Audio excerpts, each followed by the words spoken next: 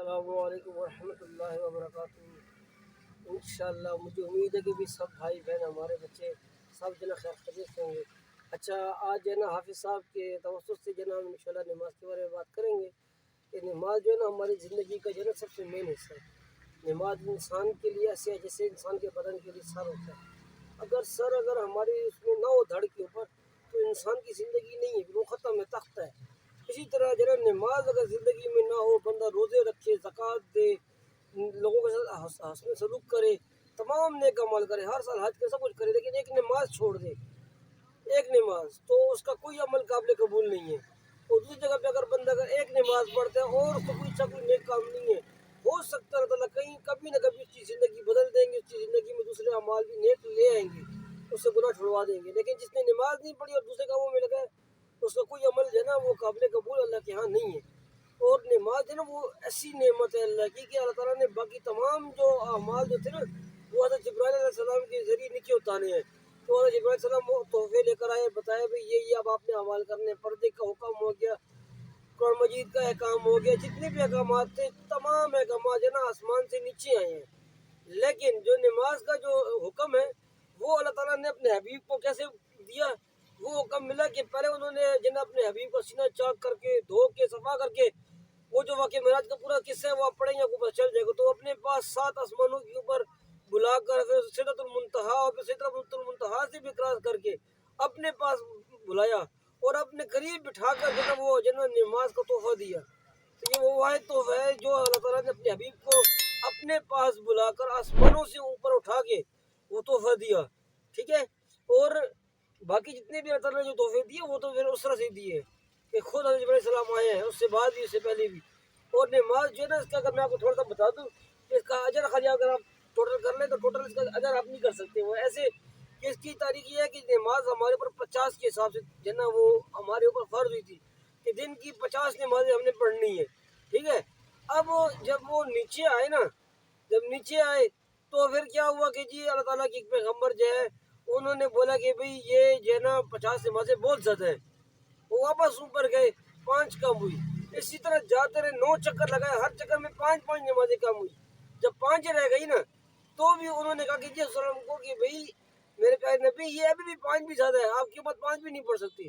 اور یہ واقعہ حضرت موسیٰ علیہ السلام کا کہ انہوں نے یہ مشورہ دیا تھا، انہوں نے کہا تھا کہ بھئی کہ میری امت تو 2 نمازیں بھی نہیں پڑھتی تو آپ کی امت 5 کیسے پڑھے گی؟ تو حضور اکرم صلی اللہ علیہ وسلم نے فرمایا کہ بھئی یہ 5 اب اس سے کم کرانے کا نا میرا دل نہیں مانتا، مجھے شرم آتی ہے۔ تو اللہ تعالیٰ نے فرمایا کہ آپ کی امت 5 نمازیں پڑھے گی لیکن 5 میں میں ثواب وہی 50 والا رکھوں گا۔ تو ایک تو 5 نمازوں میں 50 نمازوں کا ثواب، اس کے بعد ہر ایک نماز جو جماعت سے پڑھ جائے اس کا درجہ 27 درجہ المضاف ثواب ہے۔ 27 درجہ المضاف کو آپ ضرب 50 کرو ایک دن کے لیے تو آپ کو پتہ لگ جائے گا کہ کتنا ثواب ہے۔ تو یہ بہت بڑی ثواب کی بات ہے۔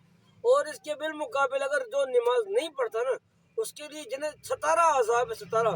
میں آپ کو 1 یا 2 گنوا دیتا ہوں، باقی انشاءاللہ آپ کو فضائل اعمال اور جتنی بھی حدیث کی کتابیں ہیں ان سے انشاءاللہ آپ کو مل جائے گا، جس کے اندر سب سے ایک جو مین چیز ہے وہ یہ ہے کہ ایک ایسا اژدہا و مسلط ہوگا جو بولے گا کہ میرے رب نے مجھے تیرے پر مسلط کیے کہ میں تجھے فجر کی نماز قضا کرنے پر ظہر تک ڈسوں گا، ظہر قضا کرنے پر عصر تک، اسی طرح عصر سے مغرب ڈسوں گا اور مغرب سے عشاء ڈسوں گا اور عشاء سے فجر تک ڈسوں گا۔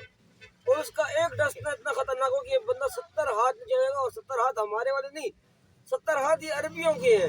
مطلب کہ جو 70 ہاتھ ہے میرے بھائی، کہ جس طرح ہماری مثال ہے نا کہ ہم ہر کام میں کہتے ہیں نا بھائی 2 منٹ لگیں گے، ہمیں آدھا گھنٹہ، ہم ایک مثال دیتے ہیں ہر کام میں 2 منٹ لگیں گے، اسی طرح وہاں پر عربیوں میں ایک مثال قائم ہے 70 ہاتھ، ٹھیک ہے۔ تو ان کی مثال جب 70 ہاتھ ہے، اب اس کے اوپر تعالیٰ نے یہ چیز چھپا لی ہے کہ واقعی 70 کا 70 ہاتھ ہوگا یا 70 کا 140 ہاتھ بھی ہو سکتا ہے، 200 ہاتھ بھی ہو سکتا ہے، 70 ہاتھ محاورتاً انہوں نے بولا ہے۔ تو یہ دیکھ لیں۔ اور وہ ایک اژدہا اتنا خطرناک ہوگا، اگر وہ ایک اژدہا اگر دنیا میں اگر آگے پھنکار مارے تو ساری دنیا کا سبزہ ختم ہو جائے اور دوبارہ کا بھی سبزہ نہ ہوگا۔ اور اس کے ناخن اتنے بڑے ہوں گے کہ اس کے ناخن میں بندہ ہزاروں سال چلتا رہے گا تو اس کے ناخن نہیں کاٹ سکے۔ لیکن ہمارا کام بنتا ہے نماز کے فائدے کی ہے جنا حدیث بتانا، تو میں آپ کو بتا دیتا ہوں کہ جو شخص 5 وقت کی باجماعت نماز پڑھتا ہے اللہ تعالیٰ اس کو 5 انعام دیتے ہیں۔ کتنے؟ 5 انعام۔ سب سے پہلے ہم جب دنیا میں آتے ہیں تو ہمیں سب سے بڑی تکلیف ہوتی ہے روزی کی، تو روزی کی ٹینشن اللہ تعالیٰ اپنے ذمہ لے رہی ہے، وہ اللہ کی ذمہ وہ اللہ تعالیٰ حل کر دیتا ہے، ٹھیک ہے، روزی میں فراوانی آتی ہے۔ پھر اس کے بعد کیا ہوتا ہے، چار جو ہے وہ مرنے کے بعد ہے، کہ مرنے کے بعد سب سے پہلا عمل کیا ہوگا، حساب کتاب کا ہوگا، تو حساب کتاب اس بندے سے نہیں کیا جائے گا، ٹھیک ہے۔ اس کے بعد اگلا مرحلہ کیا ہوگا، قیامت والے دن جناب وہ جو پلسرات کا جو پل ہے اس میں بجلی کی تیزی سے گزر جائے گا۔ اس کے بعد اگلا عمل کیا ہوتا ہے، اعمال، جس میں اعمال تو ہو جائیں گے تو اس کو نام اعمال دائیں ہاتھ پہ دیا جائے گا، وہ سب سے آخر میں اس کو بنا حساب کتاب کے جنت میں داخل کر دیا جائے گا۔ یہ 5 انعام ہیں۔ اور جب حضور صلی اللہ علیہ وسلم نے فرمایا، حدیث شریف کا مفہوم ہے، انہوں نے صحابہ کرام کو بڑے اچھے سے سمجھاتے تھے کہ بھئی اگر تمہارے گھر کے سامنے ایک نہر جاری ہو اور وہ اس کا پانی بہتا ہوا ہو اور گہرا ہو، مطلب کہ وہ چل رہی ہے، رکی نہیں ہے، اور وہ بندہ دن میں 5 مرتبہ غسل کرے تو کیا اس کے بدن میں کچھ میل باقی رہے گا؟ تو صحابہ کرام نے فرمایا یا رسول اللہ اس کے بدن میں کوئی میل باقی نہیں رہے گی۔ تو حضور اکرم صلی اللہ علیہ وسلم نے فرمایا یہی مثال 5 وقت کی نماز کی ہے، کہ جب میرا بندہ 5 وقت کی باجماعت نماز پڑھتا ہے تو اللہ تعالیٰ اس کے گناہوں کو ایسے ہی ضائع کر دیتے ہیں جیسے کہ 5 دفعہ غسل کرنے سے بندے کے جسم سے میل ختم ہو جاتی ہے۔ اسی طرح ہمیں ایک اور حدیث ملتی ہے، اور وہ میرے بھائی حدیث کیا ہے، سخت سردی کا موسم ہے، ٹھیک ہے، حضرت ابو ہریرہ رضی اللہ عنہ باہر کھڑے ہیں، حضور اکرم صلی اللہ علیہ وسلم آتے ہیں اور وہ ایک درخت کی ٹہنی کو پکڑ لیتے ہیں اور زور سے جھنجھوڑتے ہیں جس سے پتے کی تیزی سے گرنے لگ جاتے ہیں، اور وہ پوچھتے ہیں، ابو ہریرہ نہیں، ابو ذر غفاری رضی اللہ عنہ سے انہوں نے پوچھا تھا، اور ابو ذر غفاری رضی اللہ عنہ سے پوچھتے ہیں کہ اے ابو ذر تم مجھے بتا سکتے ہو کہ میں نے یہ عمل کیوں کیا ہے؟ تو انہوں نے بولا کہ اللہ اور اس کا رسول بہتر جانتا ہے۔ تو حضور اکرم صلی اللہ علیہ وسلم نے فرمایا کہ بھائی کہ اگر جناب کوئی انسان اگر 5 وقت کی باجماعت نماز وقت پہ پڑھتا ہے، ٹھیک ہے، اپنے ٹائم پہ پڑھتا ہے، تو اللہ تعالیٰ اس کی گناہوں کو ایسے ظاہر کرتے ہیں جیسے درخت سے پتے گر رہے ہیں۔ اور اس کے بعد میں آپ کو ایک حدیث اور بتا دوں کہ اس کی اہمیت کتنی ہے، نفل نماز کی اہمیت، فرض کی تو بتا دیا، اب نفل نماز کی اہمیت سنیں کہ نفل نماز کی اہمیت ہے کہ جناب ایک دفعہ حضور صلی اللہ علیہ وسلم اسی طرح صحابہ کے کرام کے درمیان بیٹھے تھے، ان سے پوچھا کہ اگر جناب بازار عتیق یا بازار بطحان، یہ سعودی عرب کے 2 بازار تھے، اور وہاں جاؤ اور تمہیں وہاں جا کر اگر تمہیں کوئی اونٹنی پسند کرنی ہو اور تمہیں بہت اعلیٰ قسم کی بنا کسی گناہ کے، مطلب کہ بنا قطع گناہ کے تمہیں اگر کوئی اونٹنی مل جائے تو تمہیں کیسے لگے گی؟ تو بنا کسی عذر اور گناہ کا ترحمی کا مطلب یہ تھا کہ جس کے اوپر کبھی کسی نے سواری نہیں کی، کسی نے ہاتھ نہیں لگایا، ٹھیک ہے، اس کسی اونٹ کا اس کے ساتھ ملاپ بھی نہیں ہوا، ٹھیک ہے، اور اس کے اوپر کسی قسم کا ظلم اور جبر بھی نہیں ہوا، بالکل صفا پاک اونٹنی ہے، بالکل ابھی نبی جوان اونٹنی ہے، مثال کے طور پر یہ میں آپ کو بتا رہا ہوں۔ تو وہ ایسی اونٹنی جو مطلب بلا کسی عذر کے ہو، جس کے اندر جو قطع رحمی کی ہو، وہ لے آئے تو وہ اونٹنی کس کو عزیز ہوگی؟ تو صحابہ کرام نے بولا ہم سب کو اتنی یہ اونٹنی عزیز ہے کہ جو بنا قطع رحمی کے، بنا کسی ظلم کے، بنا کسی مسئلے کے اگر ہم کو ملتی ہے۔ تو حضور اکرم صلی اللہ علیہ وسلم نے فرمایا کہ مسجد میں جا کر 2 آیتوں کا نماز میں پڑھ لینا 2 اونٹنی سے زیادہ، اور 4 آیتوں کا نماز میں پڑھ لینا 4 سے زیادہ، اسی طرح 6 کا 6 زیادہ سے زیادہ، جتنی زیادہ آپ نفل پڑھو گے نماز اور اس میں قرآنی جتنی آیات آپ قرآنی آیات پڑھو گے نفلی نماز میں، ان کا ثواب اس سے زیادہ اونٹوں سے جنا ثواب ملے گا۔ تو یہ بہت بڑا جنا، یہ بہت بڑا اجر والی بات ہے۔ تو نماز کی اتنے فضائل ہیں، ایک تو یہ کہ جب نماز مسلمانوں پہ فرض ہوئی تو صحابہ کرام اتنے خوش ہو گئے کہ ہمیں اپنے رب سے براہ راست مانگنے کا ذریعہ مل گیا، اور ان کو پورا یقین تھا کہ ہم نماز میں اللہ سے مانگیں گے اللہ دے گا۔ ایک صحابی تھے، انہوں نے کہا کہ بھئی کہ جنت کی جو ہے خزانے وہ اللہ کے پاس ہے، مگر کنجی ہمارے پاس ہے۔ اسی طرح ایک صحابی کے گھر میں یہ معاملہ ہو گیا کہ بھئی کھانے کا کچھ بھی نہیں ہے، کچھ بھی نہیں ہے۔ ہم تو یہ کہتے ہیں نا کہ بھئی اسباب کو بھی استعمال کرنا چاہیے، وہ حق ہے، لیکن اگر ایمان اگر آپ کا بہت مضبوط ہے پھر آپ جا کے ایسے کر سکتے ہیں۔ ویسے یہ نہیں ہے کہ میری بات سن کے آپ مطلب مسجد میں جا کے بیٹھ جائیں اور وہ شکر دیں، نہیں، یہ جنا ہمارے اتنے اچھے اعمال نہیں، اتنے مضبوط ہم نہیں ہیں کہ بھئی ہم جنا انہی کی طرح تک اس میں لگ جائیں، کیونکہ وہ ہماری طاقت نہیں ہے۔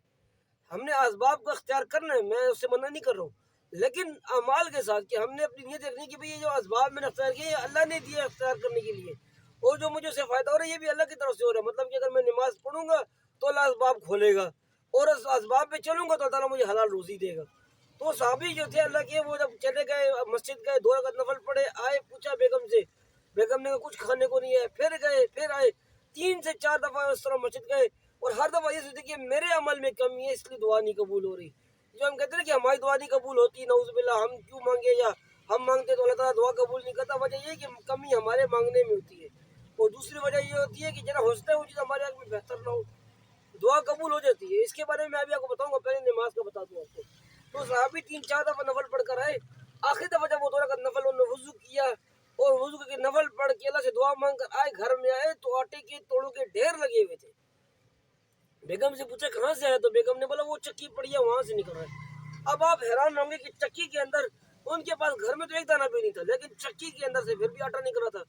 जब चक्की को उठा के चेक किया तो उसके अंदर एक गंदम का दाना था। अब पहली बात मेरे भाई गौर की ये कि वो एक दाने से, वो कहीं से भी आया एक दाना, वो तो अलग आगे बात है कि ना, लेकिन वो एक दाना जो है उससे 10-15 बोरे, 20 बोरे, 25-30 बोरे कैसे बन गए, और वो दाना फिर भी साफ होता है। दूसरी बात ये कि बंद चक्की के अंदर वो दाना कहाँ से आया। अब इस सहाबी को ये 2 सालों ने परेशान किया, वो दाना लेकर चले गए, नबी अकरम सल्लल्लाहु अलैहि वसल्लम के पास गए, बोला कि जी मैंने तो आपके बताए हुए अमल पे, आपकी बताई हुई हदीस पे अमल किया था, तो ये मुझे ये फ़ायदा हुआ है उससे, और ये मैं हैरान हूँ, ये एक दाने से इतने थोड़ा आटे के कैसे निकले।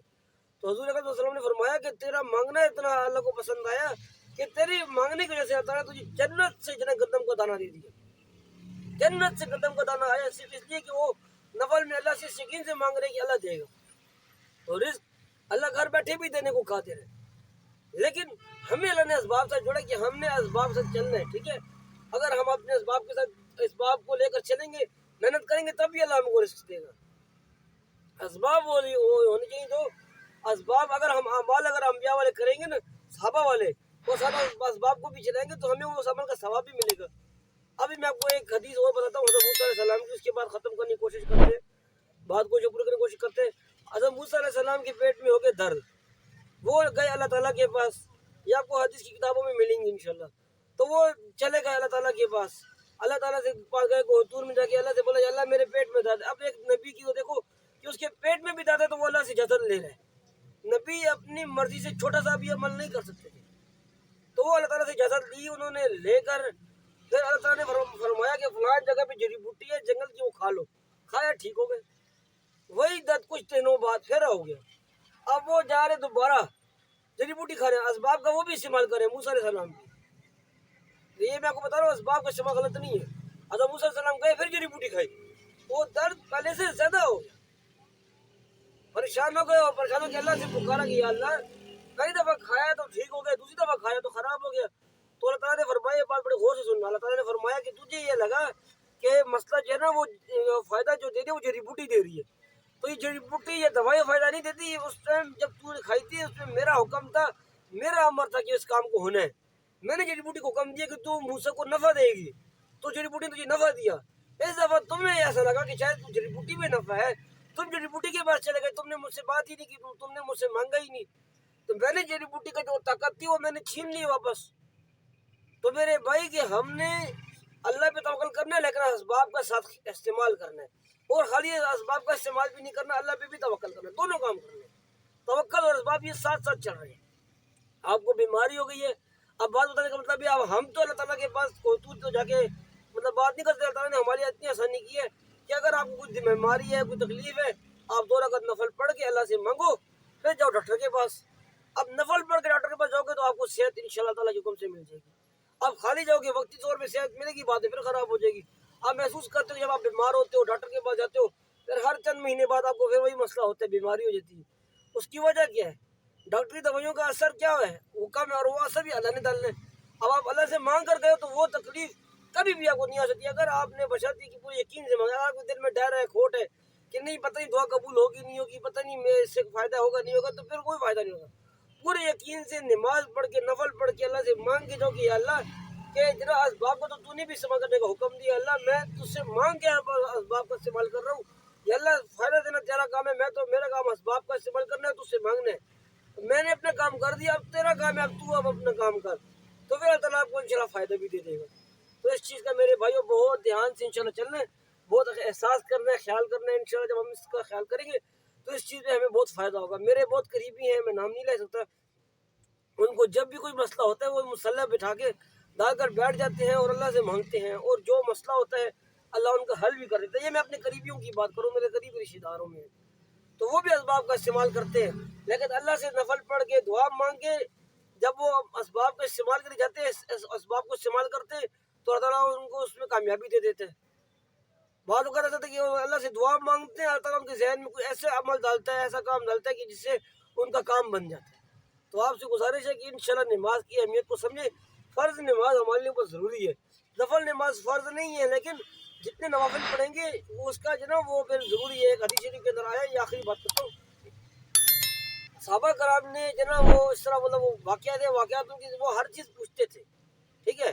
تو یہ حدیث کی کتابوں میں ایک حدیث آتی ہے کہ جس کے اندر یہ کہا گیا، یہ آپ کو پڑھنے میں ملے گا انشاءاللہ، کہ جو نا جب انسان فوت ہوتا ہے، ٹھیک ہے، مر جائے گا، اب جس نے خالی فرض نماز اپنی زندگی میں پڑھی ہے تو وہ کافی ہے۔ ہم کہتے ہیں نا کہ فرض نماز پڑھ لیں وہ بھی کافی ہے، لیکن فرضوں کا پورا ادا ہو جانا یہ سہل کام نہیں ہے۔ پتہ نہیں ہم سے نماز میں کتنی غلطیاں کوتاہیاں ہو جاتی ہیں، کہاں کمی ہو جاتی ہے، ہمیں تو نہیں پتہ۔ تو اس فرض نماز کی کمی کون پورا کرے گی؟ نفل کی نماز اور سنت کی نماز ہے۔ اب حدیث سنے کہ جب ایک بندہ فوت ہوتا ہے اور وہ جب جائے گا نا قبر میں، تو جب فرشتوں سے جناب پوچھیں گے، سب سے پہلے نماز کا پوچھیں گے۔ جب اسے نماز کا پوچھیں گے نا تو نماز کے جب اس کی نمازیں وہ دیکھیں گے، فرض نمازیں اس نے پڑھی ہوں گی لیکن اس میں کوئی کمی ہوگی، تو اللہ کا حکم ہوگا کہ اس کی جناب سنت نمازیں دیکھو۔ وہ سنت نمازوں کو بھی فرض نماز کے اندر ڈالیں گے، پھر بھی برابر نہیں ہوں گے۔ پھر اللہ تعالیٰ فرمائیں گے کہ اس کے پاس کچھ نوافل بھی ہیں، ان کو شامل کرو۔ جب نوافل شامل کیے جائیں گے نا تو پھر ان کے سارے وہ بندہ کامیاب ہو جائے گا، اس کی جو نمازوں کی جو کمی ہو رہی ہوگی وہ نفل سے اللہ تعالیٰ پوری کر دیں گے۔ تو نوافل نمازوں کی اتنی بڑی اہمیت ہے، تو اس چیز کا ہم انشاءاللہ خاص خیال کریں، خاص احساس کریں۔ آج ہم یہ کیا بات کرتے ہیں، نعوذ باللہ، اور شیطان کے کہنے پر کرتے ہیں کہ بھئی میں کسی کو نماز پڑھنے کو بولو نا، وہ کہتے ہیں کہ بھئی پہلے اپنے اعمال تو سیدھے کرو، تمہارے اندر جھوٹ بھی ہے، فریب بھی ہے، بے ایمانی بھی ہے۔ اب وہ آدھی بات تو ٹھیک کر رہا ہے کہ بھئی سب مسئلوں کی وجہ سے آپ کی نماز قبول نہیں ہوتی، لیکن اگلی بات وہ نہیں بتاتا صحیح سے۔ اب بات ایسی ہے کہ بھئی حدیث کے اندر یہ جب بات آئی ہے نا کہ جس بندے کا عمل اگر ٹھیک نہیں ہے اللہ کے بندوں کے ساتھ تو اس بندے کی نماز بھی قبول نہیں ہے، لیکن یہ بھی ایک حدیث ہے کہ اگر ایک بندے کے اندر اگر کوئی مسئلے ہیں، کمیاں خرابیاں ہیں، اور وہ نماز پڑھ کے اللہ سے سچے دل سے معافیہ بھی مانگتا ہے تو ایک نہ ایک دن اللہ سے گناہوں کو ختم کر دیں گے۔ تو نماز میرے بھائی کبھی بھی زندگی میں نہیں چھوڑنی۔ ہاں، جو بری عادات آپ کے اندر ہیں ان کو ختم کرنے کی کوشش کریں۔ اگر آپ یہ کہیں گے کہ نہیں جی میں نماز پڑھ رہا ہوں اللہ تعالیٰ میری عادات ختم کرے گا، ایسے نہیں ہوگا۔ آپ نماز کو جاری رکھیں، جتنی بھی برائی ہے اس کے باوجود بھی نماز آپ جاری رکھیں، نماز نہ چھوڑیں، لیکن جو برائی ہے اس کو چھوڑنے کی کوشش کریں نا۔ ہماری غلطی یہ ہے کہ ہم جب دیکھتے ہیں کہ ہمارے اندر ایسی برائیاں ہیں جیسے نماز قبول نہیں ہوتی تو کیا کرتے ہیں، یار ہمارے عمل ایسے ہے کہ بھئی اسے نماز نہیں قبول ہوتی تو ہم نماز چھوڑ دیتے ہیں، یا دوسرے کو مشورہ دیتے ہیں کہ بھئی تیرے نماز کا کیا فائدہ، تیرے اندر تو یہ کمی ہے۔ اس کو یہ نہیں بولتے کہ اپنی کمیاں دور کر، نماز تو ٹھیک پڑھ رہا ہے، اس سے ایسی بات کریں گے وہ نماز ہی چھوڑ دیتا ہے۔ تو نماز نہ خود چھوڑے نہ کسی کو چھوڑنے کا مشورہ دیں، بلکہ ہم یہ کام کریں کہ نماز اپنی ہم جاری رکھیں، جو اعمال برائیاں ہیں اس کو ختم کرنے کی کوشش کر لیں کم سے کم۔ اگر میرے اندر عادت ہے کہ میں فلم دیکھتا ہوں خدا نہ خواستہ تو میں اس کے لیے نماز نہ چھوڑوں، یا میں گانے سنتا ہوں خدا نہ خواستہ تو میں نماز نہ چھوڑوں، بلکہ میں نماز کو جاری رکھوں اور ان دونوں گناہوں کو چھوڑنے کی کوشش کروں۔ ختم نہیں، کوشش میں بھی اللہ تعالیٰ اجر دے رہے ہیں۔ جس طرح کہ جب ہمارے کندھوں پہ دائیں اور بائیں فرشتے بیٹھے، اب بات بڑی ہو رہی ہے، بات دایاں فرشتہ جو ہے نا، دایاں فرشتہ وہ بائیں فرشتے کو منع کرتا ہے۔ جب انسان کوئی گناہ کرتا ہے نا تو دایاں فرشتہ بائیں فرشتے کو منع کرتا ہے، وہ کہتا ہے اس کے گناہ نہ لکھ، اور وہ کہتا ہے میں لکھوں گا۔ وہ دایاں فرشتہ کہتا ہے کیا پتہ، اللہ تعالیٰ بھی بولتے ہیں کہ بھئی کہ اس بندے کا جو گناہ ہے نا وہ نہیں لکھنا، ہو سکتا ہے وہ ابھی معافی مانگ کے میرے پاس آ جائے، ہو سکتا ہے ابھی میرے پاس آ کے معافی مانگ لے۔ تو جب تک ایک بندے نے گناہ کا ارادہ کرنا، جب تک وہ گناہ وہ کر نہ لینا تب تک وہ نہیں لکھا جاتا، اور کر بھی لینا پھر بھی وہ گناہ نہیں لکھا جاتا۔ یہ سن لیں کہ آپ سے گناہ ہو گیا لیکن اللہ تعالیٰ کے رجسٹر میں آپ کے اعمال نامے میں وہ گناہ لکھا نہیں گیا، اللہ دیکھتا ہے کہ شاید اب میرا بندہ معافی مانگے گا، اب مانگے گا، لیکن اگر وہ اس گناہ کو دوبارہ دہراتا ہے، اس کو غلط نہیں سمجھتا، پھر وہ گناہ اس کا پکا ہو جاتا ہے۔ اب اس کا مقابلہ کریں نیکی کے ساتھ۔ میرے اندر کوئی نیکی کی عادت نہیں، لیکن میں نے ارادہ کیا کہ میں انشاءاللہ حج کروں گا، اور میں حج میں نہیں گیا، ارادہ کیا حج میں نہیں گیا۔ جب میں نے ارادہ کیا نا اسی پل میرا وہ ارادہ لکھ لیا گیا کہ بھئی نعمان صاحب نے حج کر لیا ہے، ٹھیک ہے، تو یا حافظ امجد صاحب نے حج کر لیا۔ خالی ارادہ کرنے پر بھی حافظ صاحب کا ارادہ ہے کہ بھئی میں ارادہ کرتا ہوں کہ میں انشاءاللہ رمضان کے مہینے میں، آنے والے سال رمضان کے مہینے میں غریبوں سے تعاون کروں گا، یا میں قربانی کا گوشت تقسیم کروں گا انشاءاللہ اللہ کے راستے میں غریبوں کے کام آؤں گا. اب یہ خالی ارادہ کیا، اس پہ عمل نہیں کیا. تو ارادے کے اوپر عمل کی نہیں کیا، اللہ نے لکھ دی کہ صاحب عمل لکھ لیے کہ اس نے یہ نیک کام کر لیا. اور اگر وہ نیک کام کر لیتا ہے تو اس کا عمل اور بڑھ جاتا ہے، اس کا ثواب مکمل ہو جاتا ہے. نہیں تو کم از کم ارادے کا ثواب اس کو ضرور ملتا ہے. تو ہم یہ ارادہ کر لیں کہ ہم آج سے جو ہمارے اندر گناہ ہے وہ انشاءاللہ نہیں کریں گے، اور نیک اعمال کو جاری رکھیں، نماز کو جاری رکھیں. مرنے دم تک توبہ کا دروازہ کھلا ہے. جب آپ کے پیر سے روح نکلنی شروع ہوئی توبہ کا دروازہ بند. پھر آپ کلمہ بھی نہیں پڑھ سکتے، کوئی پڑھ بھی لو معافی مانگ لو قبول نہیں ہوگی. تو اس لیے موت سے پہلے میرے بھائی موت کی تیاری کر لیں. نماز کسی صورت میں نہیں چھوڑنی، چاہے آپ گناہ گار ہیں، ہم سب گناہ گار ہیں، چاہے ہمارے اندر کتنا بڑا بھی گناہ ہے، ہم نے نماز نہیں چھوڑنی بلکہ گناہ کو چھوڑنا ہے. چھوٹ نہیں رہا، کم از کم گناہ چھوڑنے کی کوشش کرنی ہے. ایک نہ ایک دن نماز کی برکت سے اور اپنی جو گناہ کو چھوڑنے کی کوشش ہے اس کوشش کی برکت سے اللہ ہمارے اندر کے گناہ ختم کر دے گا. ٹھیک ہے نا؟ تو یہ بہت مین چیز ہے کہ اپنے اندر کا جو گناہ ہے نا وہ ہم ختم کر دیں. ایک بندے نے بولا حضور صلی اللہ علیہ وسلم کو کہ بھئی کہ میں تو کلمہ پڑھنے کو تیار ہوں لیکن میں کوئی مطلب آپ کے بتائے عمل نہیں کر سکتا. تو نے کہا تو ایمان تو لے آنا. جب وہ ایمان لے آیا نا تو اس نے کہا جی میرے لیے حکم کیا ہے؟ تو حکم یہ ہوا کہ بھئی آپ نے جو نا کہ جھوٹ نہیں بولنا. بندے نے کہا جی میں 3 عادتیں ہیں، شراب پیتا ہوں، چوری بھی کرتا ہوں، جھوٹ بھی بولتا ہوں. بولا کہ تو جھوٹ بولنا چھوڑ دے. نہیں، شراب، چوری اور زنا ہے. تو نے کہا جی تم ان میں سے صرف ایک کام کرو، جھوٹ نہ بولو، باقی کوئی مسئلہ نہیں، تم جھوٹ بس بولا چھوڑ دو. اب ایک رات میں اس کے سارے گناہ چھوٹ گئے. کیوں؟ اس نے کہا جی میں نے اب اگلے دن اپنے نبی کو جواب دینا ہے. وہ شراب بھی وہ بندہ شراب پینے لگا تو اس نے خیال کیا کہ یار نبی صلی اللہ علیہ وسلم کو میں کیسے جھوٹ. اس نے جھوٹ بولا، جھوٹ بولنے کا سوچا، ویسے بولا کہ میں زنا کرتا ہوں. میں سوچا نبی کو کیا جواب دوں گا، اگر نبی نے پوچھا تو جھوٹ تو نہیں بولوں گا، اور نبی کے سامنے بول بھی سکتا کہ میں نے زنا کی ہے. تو وہ جتنے بھی گناہ آتے وہ ایک کر کے اس رات میں اسے چھوٹ گئے، صرف اس ڈر سے کہ میں نبی سے جھوٹ کیسے بولوں. تو یہ جو جھوٹ ہے نا، اس جھوٹ کو اگر ہم بولا چھوڑ دیں گے، مطلب کہ اس کا مقصد ہمیں ایک بتانے کا یہ بھی ہے کہ آپ اپنے برے اعمال چھوڑو گے، نیک اعمال نہیں چھوڑنے. تو اس کے لیے انشاءاللہ ابھی بس ہم آپ سے انشاءاللہ ٹائم ہوتے لیے تو معذرت بھی کرتے ہیں اور انشاءاللہ اپنی بات کو ختم کرتے ہیں. اور انشاءاللہ 5 وقت کی باجواب کے بعد اللہ تعالیٰ مجھے بھی جائے رکھنے کی توفیق دے اور آپ فی امان اللہ.